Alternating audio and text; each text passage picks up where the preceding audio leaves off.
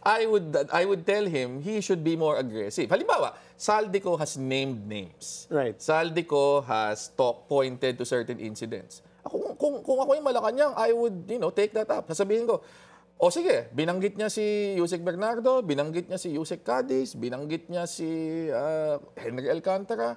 Sige, tanungin natin. Di ba? Patawag natin to see if... But they've already admitted their participation in that. Yes, but ang pwede mo ipa-confirm, totoo ba itong mga meetings na nasabi ni Saldico na supposedly nangyari? Ibig sabihin, be more proactive in engaging yung specific details of the Saldico testimony na kung wala naman, kung sabi niyo wala naman talagang katotohanan yan, madaling mapalabas. Medyo kasi si Presidente, di ba? May pagka-soft-spoken minsan, not as...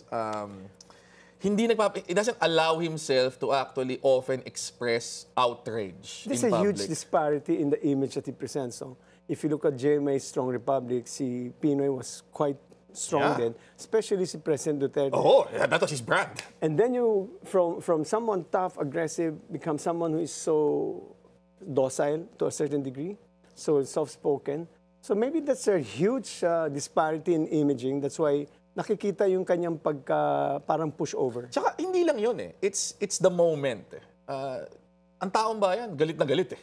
Paano ko namang hindi magagalit? Di ba? You get all this news every day na bilyon-bilyon ang, hindi lang nga pagnanakaw, pandarambong, di ba? Ang na ginawa ng mga public officials.